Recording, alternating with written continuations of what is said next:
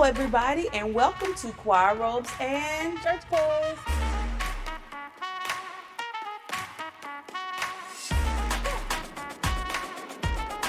I'm Miss Tan. I'm CJ. Welcome, everybody. So, how was your weekend, Courtney? How was my weekend? Yeah. You know what?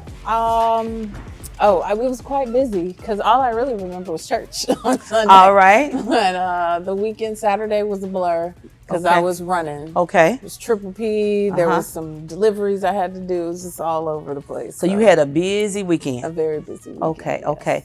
And so did I, because RC3's childcare, we had our prom. Right. We celebrate our prom. This is what we do every single year. It's big for the children, the biggest event of the year, and it's our prom. And those kids came out, they were dressed up from head to toe. The young girls had on their big old wide dresses, and the little boys had on the suits and the shoes to match the jackets, and everybody was just sharp. Well, I can contest that or confirm, not contest that the decor was on point. Okay, the yes, blue it was. And the silver. Yes, it was. The balloon yes. configurations Right. were gorgeous. I would love to see the pictures because I bet they give these new TikTok-y Right. little prom people a run for their money. Probably with will. the little babies. Yeah, I'm yeah. sure.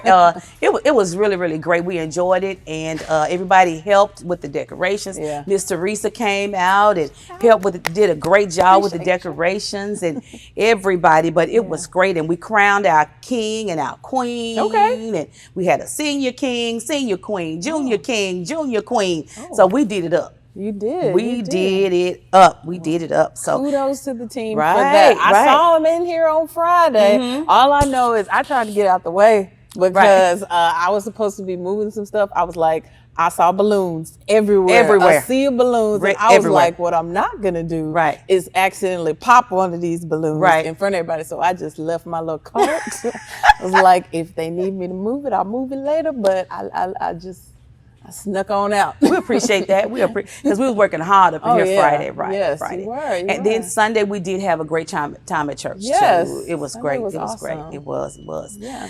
So let's get into the hot gospel. You have anything?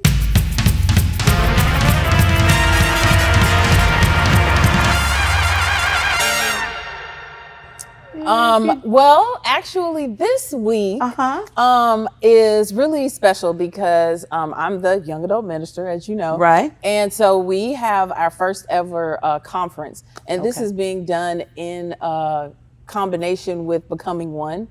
Becoming One is supported by Agape Child and Family Services, which is a local nonprofit. Right. And they have a federal grant that actually helps them to support married couples. Okay. But through their service, there was a cry for people that are unmarried to also be assisted. Okay. And so that's what the conference track that we have, the young adult track, is all about. Okay. So we're using a curriculum called Within My Reach, which is statistically tested. It's by the same folks that created the curriculum that the married couples use, which is Prep 8. It's awesome. And it really just helps for individuals over the age of 18 that are unmarried to really get to know themselves, learn more about their own personal value. And then it really helps you with simple tools, but effective with communication, decision making, relationship building. And I just like that it allows you to really get to know yourself. You wouldn't expect it, but it's through the talking and then also the groups, as you meet with the groups, then they become more kind of a community sense. Okay. So that conference is this Friday and Saturday. Okay. So very excited, have a big list of folks that's registered. So we're gonna get that going, and I'll be teaching that all day Friday and all day Saturday. Oh wow, you got a busy weekend then. It's gonna be fun. So can they still register? Well, we have limited space available. So I think if my calculations are correct, that I've just about filled it up. We might have one spot left, but we do kind of consider walk-ins. So you can catch me next time. Visit our website. And it'll be here somewhere on the screen so that you can just click and find out more about our young adult ministry. Sounds good. Sounds like y'all gonna have a good time. Oh, we're gonna have a good time. That's good. So now let's get into What about you? I know usually I have all the juiciness on the hot topics. Oh yeah, I forgot. So I want to talk about, I almost forgot about this, the 2 days of rainfall in Dubai. And I was watching that, and that was very, very serious. And I know a lot of people like to do vacationing in Dubai. Oh yeah, that's true. Yeah, and they've been having like 2 days. They had 2 days of rainfall. Like nonstop rainfall. Non-stop rainfall. So everything I was watching, and all the cars were underwater, houses and buildings were destroyed, and it's just devastation in Dubai. Oh wow. And so they said the heaviest rain. This has been the heaviest rainfall in 75 years. Oh my goodness. In 75 years. So I can only imagine what they are going through. It's like 10 inches of rainfall. Okay. I can only imagine. And I think I remember the last time we had that rainfall that kept raining. I think it was like in 2010. I think that's when it was, in 2010, because I remember downtown, you know, those houses that sit up on that hill. And do you remember the mudslide? It rained so that I the heard mud about it, just came all down in the Mhm. street. Yes, I think that was around 2010. So that's basically we got a lot of rain, but nothing like what's going on in Dubai. Yeah. And so our prayers and our thoughts and everything goes out to those people in Dubai. I would imagine some people was over there vacationing and got trapped over there because they said the airports were just ridiculous. Yeah. And so I would imagine some people may be trying to come home and they're trapped over there. So we're just sending our prayers and our thoughts go out to everybody that's in Dubai. And I'm sure they're getting them some help, and just, you know, we're just praying for them as well. Yeah, definitely. Yeah.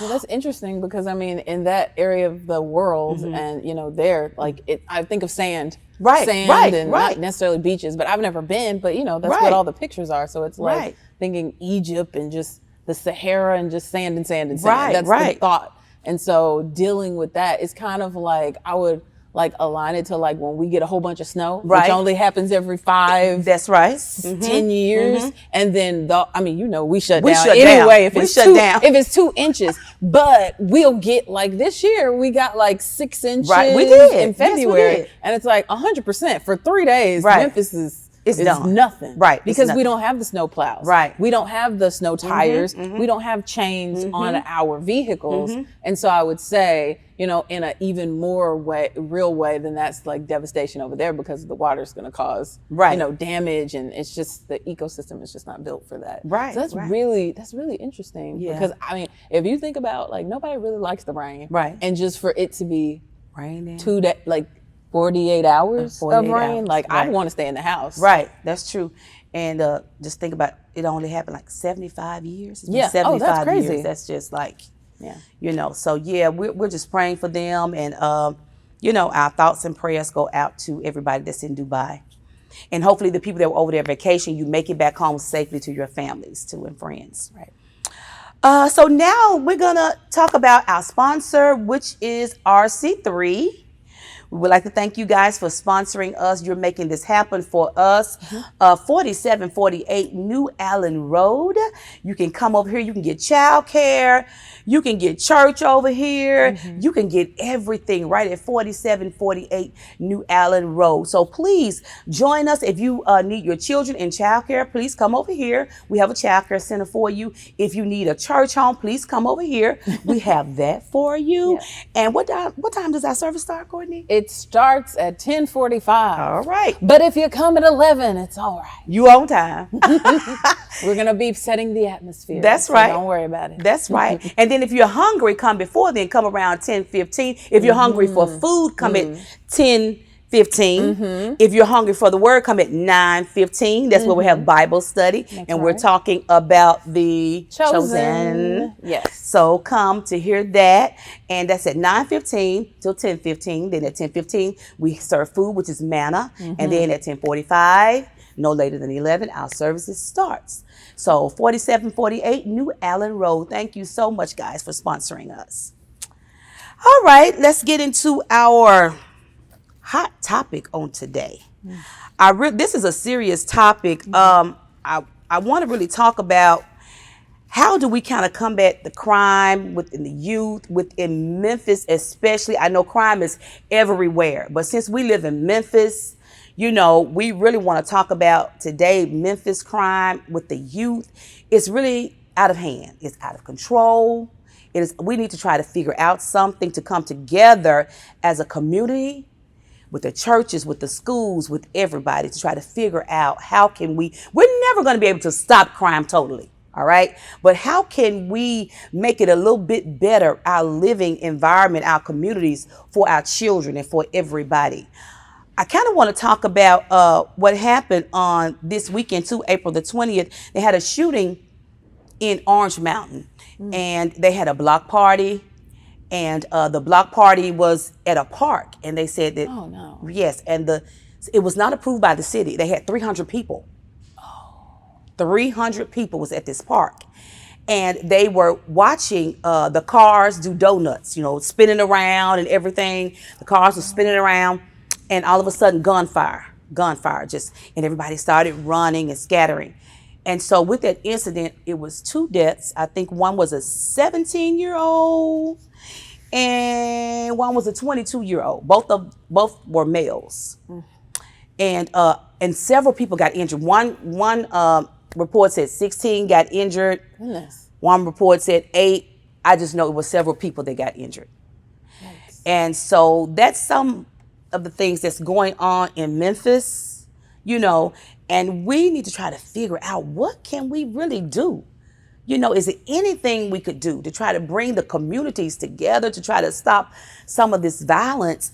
One thing I want to talk about, what do you think is maybe kind of not really the reason, but maybe, kind of like the reason? What kind of sparks it? What do you think it starts from? Oh gosh. I mean, honestly, I can't even really speculate about what starts it. I mean, I could guesstimate and I could maybe, talk about like when I was a kid, but like, I mean, first of all, when things like this happen, it just reiterates how much our communities and our world needs God. That's right. Because violence to me, now I know everybody comes from different backgrounds and everything else, but it's never made sense. Right. Like, I've been angry, I've been mad, I've wanted to, Right. Exactly. We all feel that. Jesus was mad, folks, many times. But it's just like, to take it to where your actions are just so to 10, where you can't take it back. Like, you can't take back that you killed somebody. You cannot. So I can't even, like, that stuff just disturbs me, because like, I can't fathom how you get so angry that is the only option that you see is to end somebody else's life. I just don't understand it. You'll never be able to make me understand it. It concerns me. It scares me, because if we live in a world where it's just okay for you to just get so mad that that's it, then anybody at any time could get so mad that they take it there. Which is why we have so many shootings that have happened in so many crazy places that we used to think were safe. Like church, like the nail salon, like the grocery store, like a park, like a parade. Like, you thought it used to be like, when I was a kid, it was, oh, don't go to the club. Don't go to this certain street or this neighborhood. Don't go to this convenience store, because the people, these are stereotypes, but at the same time, people hanging out about, like, you don't want to be in congregations of people that you don't know. And, whatever. And so it's just like that. I think a lack of having God is a reason. And one other thing is that people in this generation, and I'm not attributing it to a specific generation, but in the generation of people that are alive right now that we're dealing with, do not know how to deal with anger. You don't know how to deal with it. There's a lot of mental illness, and a lot of people need to accept that we need therapy. We need therapy, and we need to go get it. But like, if we don't, and we weren't brought up in a place where you can be angry, but you can talk about it. You can be angry, but you can meditate. You can, you have an outlet, like if you have healthy hobbies, Right. skills and things, like, you know, somebody, for example, if you're a musician, you might go Right, on your exactly, bass, you exactly. know? You might go sing a song. You might write a song. You Right. might compose some music. You might be an artist and you might draw, sketch, Right. a poet. You might write things. But if you don't have any kind of, like, I'm that kind of person, a creative Right. outlet. So if you don't have anything like that, then you have to be able to deal with it through some type of That's right. communication or something. And so because people, I believe, do not know what to do when you get up here.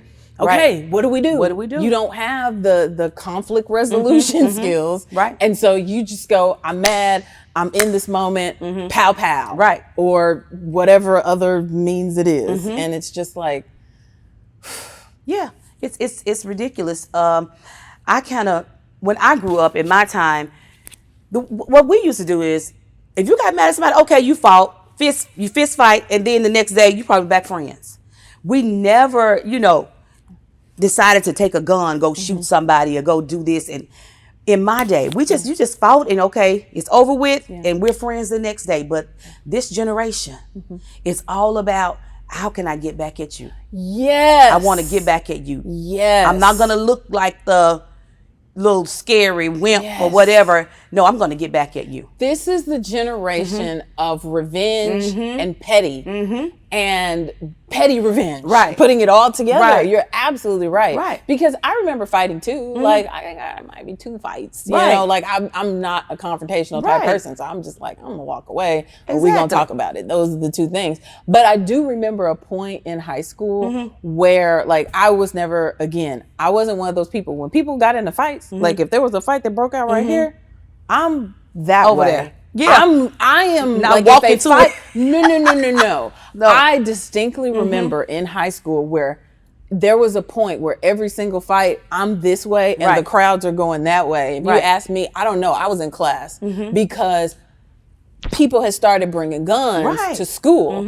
And I remember one time somebody had brought a gun, they got caught and nothing happened, but there was a shooting at my school, like before I even went there one time. And so it's just like, I don't know what's going to happen in this argument, in this fight, if somebody's going to get hit and then on the ground and they just pull out something. Right. And they are not paying attention. That's Right. how, like, it's not always, but it's a lot of times innocent bystanders, children that get killed in these types of situations. Like, the only thing I can say is that I don't recall a lot more drive-bys. There used to be a lot of drive-bys, but I think now it's more intentional. Like, It is. people are just, they going for this person. And Exactly. it's not all of that, but no. Right, and then they don't forget about it, because if you get in a fight with somebody and you beat them up, Yeah. you better watch your back, because they're coming back. Yeah.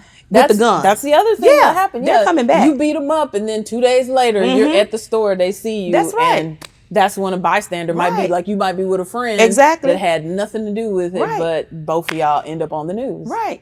So So it's, it's just serious, and especially in Memphis. So I'm trying to figure out, what can we do? Is it anything we can do as a community? And I think the church, and I'm so glad that RC3, we're building, you guys, another facility, and we're going to have so many things going on. I think that Memphis don't offer enough for the children to 100%. do. We don't. In my day, we had community centers. Yeah. When we got out of school, we went to the community centers. At the community centers, they played basketball. We had little game rooms. And they served us lunch until our parents got home. And so we don't have that anymore like we used to. So I think it's a lot of it is the church's responsibility, if you're in a community that does not offer things, to try to offer things for children to come to, so parents can bring their children where they feel safe, to come to just, interact with other children, to learn how to interact with other children. Right. And, we just need to offer more as the church. As a community, we need to watch out for other children. My grandmother, we lived in Westwood. And I went to school, and the school was sit up on the hill, but we stayed in the house where my grandmother, every time we walked to school, she would sit on the porch and she could watch us all the way to school. And she would watch all the kids in the neighborhood go to school. And then if she saw something, she would pick up the phone and call their parents. Your child did this, it's not like that anymore. Oh, no way. It's not like that. We're not looking out for each other because, first of all, we're scared of our neighbors. Number one, a lot of times you're afraid of your neighbors. You like, I say a lot of times folks don't even know their neighbors. Exactly. Like I have learned the name of my neighbors. I know the next door neighbors and the ones across the street. But like in my old, like when I grew up, we knew everybody and they knew us. Yeah. So that's definitely one thing. But hey, starting with prevention, like we've identified the problem. You know, we're working on figuring out the causes, the risks and stuff like that. And so like now I think to your point, like it's about like figuring out what kind of interventions can be, what kind of implementations we have. And one of the things I found is that there isn't enough activities for the children is one. And also the children are not having a lot of skills. And so like when I was talking about earlier, like if you have an outlet for like any type of art, in my opinion, is like that's an outlet for any emotion. It could be sadness, it could be anger, it could be love. And so if you have some kind of skill, then that could be your thing. Like instead of lashing out, instead of like emotionally eating, then you go into your skill. Whether it's building stuff with your hands or any of the things I mentioned earlier, then it's like you have something to do. And you have somewhere to go. And we don't, like I remember I was in extracurriculars, but like kids nowadays are so busy with their phones. Don't shoot me, but y'all need to put these phones down. That's right. Like, Exactly. I don't know what else to tell you. There's so much time spent scrolling on the phone that like, you know, we're not talking about the people on the soccer team and the people on the football team. We're talking about all the rest of the kids. Like if they're not doing something extra, then they just, that's true. You know, so either they are interacting with social bullying, their friends, unrealistic stuff that they're seeing online that's affecting them. Or things that they have no business looking at online that they are watching because they can. Like all of that stuff versus doing something productive. So I don't have any kids, and so I'm not throwing stones, but I'm just saying we be on our phones too much. If you don't have a timer that tells you when to get off your phone and individual apps, especially the ones that show favorite, put an hour, put 30 minutes on it and get off of it when it tell you. Because like we don't interact with people enough. Like when it's date night, it's your phone better be down. That's right. Like 100%. If we're going out as a family, like your phone needs to be down. Like I've seen people on TV, like we used to be a family where we sat down and actually had dinner. I don't know what it's like because I don't like have kids that have dinner with us, but it's like if I had to have a basket, like really, I gotta have a basket for you to put your phone in so you like pay attention. Like, bro, I just cut off the Wi-Fi. I would be cool, but I would also be funny because I'm serious. I'd be like, at this dinner time is from this time to this time, so your Wi-Fi is gonna be down. So you know, because. You know. Yeah, because I remember growing up as well, we used to have family dinner. My mom used to come home, my dad and my mom both from work. They got off around the same time. We would already have the house clean. We could not go outside first. Before they got home, we had to clean the house and everything. My mom would come home and cook, and then we would sit down at the dinner table and eat. And we would just talk. We would eat. And then we would have all the time to go outside in the front yard or whatever and play. But if it was still light outside. That's right. When did you have to come inside? Before the light. Before the street lights came on. Don't let the street light come on. You outside. You gotta be in the house. That's right. You know, so I mean, it's different times, and like you said, the kids with the cell phones. But one thing I do like, I think your group, your group that you have, that's good. No, what I'm saying is that your organization that you're, that's a good thing too for young children. 100%. Yes, for young people, for young adults. That's really great. So, but then we need to figure out, because it really starts early with these kids. And like here, we bring after school, we have an after school program. We teach them music. We teach them how to sing. They get on lecture reading programs. It's something for them to do here at a very, very young age. So we just need to start at a young age, talk to our children. My son, my youngest child is 23. And he's still at home with us, but we talk to him. You know, we find out what's going on. You okay? You know, if he seems like he's upset about something, what's going on with you? We like to talk. He comes to me all the time, and we talk and we communicate about things. And he does not like violence at all. He don't even understand. I don't understand why people are killing people like this. He just don't understand it. You know, so, but we have to talk to our children, find out what's going on with them. Communicate with these children. And when you see something that's a little off, don't think it's strange. it's something. You know, if you see them acting a certain way, you need to check on it because it's something going on that you really need to know about. And I think it also comes with our politicians putting these gun laws, you know, into play. And these children can get guns anywhere. That's just scary. Anywhere. Young people my husband, he was at a store one night, and he said it was a truck parked beside him. It was young boys in the truck. They had on black masks and they had these guns. They was just in their lap. And so he got out the car and he was looking. They said, "What's up, Unc?" He's like, "How y'all doing?" They sitting with the guns in their lap. I guess they were going to do something once they left the store. Jesus. Yeah, and it's easy access to these guns, and it's scary out here. It's scary. I think it's also that violence and that kind of behavior is romanticized. Like, not just in media, because that's a whole nother story about like, I've been watching some things about some of the past tragedies, mass tragedies, and they were talking about like changing the narrative, like with reporters and doing like smart reporting where you only say the name of the shooter one time. And then after that, refer to them as the shooter, right, or the suspect or whatever. Okay, because you know that like they want to be out there. Don't be posterizing their face and all that because that's what they want. But I think that's actually very smart, and that's from some of the parents, obviously, of people that have lost. But I think that like, I'm not trying to blame it on video games, but I think it's a summation of like a little bit of this, a little bit of that, like a recipe where you take the video games where you just sit there for 10 hours, pow, pow, pow, and nothing happens, but you're getting excited about, and people learn about these. Like, my husband plays video games. Like, how do you know the names of these things? And men that I know will be like watching a movie and be like, oh, that looks like a this or that looks like a that. And I'm just like, and so that's them. But what about everybody else that's out there that I don't know, that I don't trust, that, you know, I don't have a relationship with? So that would drive me crazy. I would have wanted to drive away immediately, but I wouldn't have wanted them to like follow me. So man, your husband's he said he just remained calm and he was like, "What's up, Unc?" He said, "How y'all doing?" He just remained calm, you know. Bless him, and I'm glad that, but that's frightening that like they'll even like, you know, people will post the stuff online, like posting themselves with guns. Like people will post masks, post stacks of money, and I'm just like, where did that come from? Right, where you just take stacks and stacks of money, you just like look at me like, we did not do that. I don't know where you got that from. It doesn't make sense because to me that means like you're making yourself a target just by doing that. Exactly. But then on top of that, it's like, why do we want to just like romanticize that? Oh, I've got an AR. Why do you need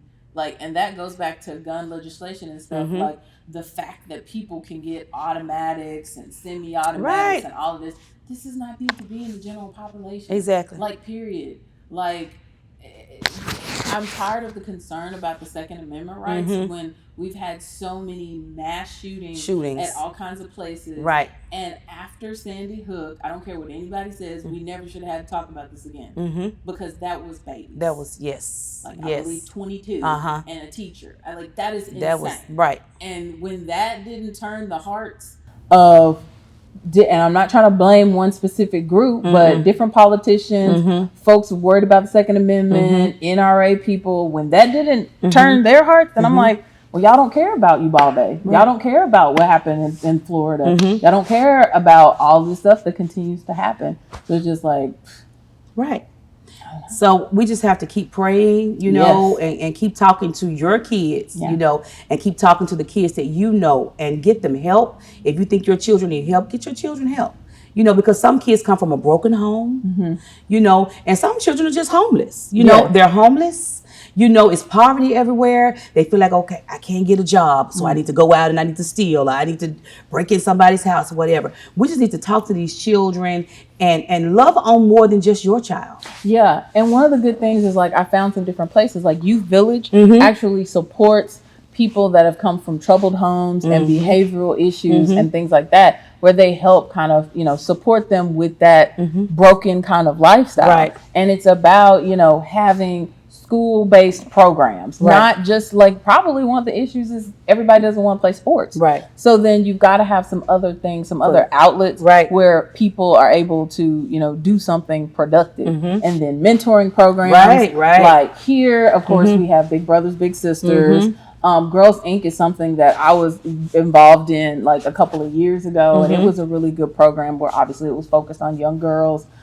There's like 100 Black Men Association that's here in Memphis as well. And then just for like middle school and high school students, it started as high school, but Bridge Builders is another great organization that isn't just like, it's not mentor based, but it helps kids learn about people from different ethnicities, races, and also all different schools like within the city. Right. And what we did a lot was work on communication, trust, and community service. So like to graduate the Bridge Builders program, which was a couple of years, you had to have so many service hours. Doing things with Habitat for Humanity and like different nursing homes and things like that. Like you could volunteer. So I think it's really all of these things, which is where part of where it takes a village comes from. You got to have the grandma on the stoop. That's right. You got to have somewhere for them to go, like the RC3 Performing Arts Center that we're going to have. Where I was, when we were thinking about this, I was thinking about like offices where you could have kids coming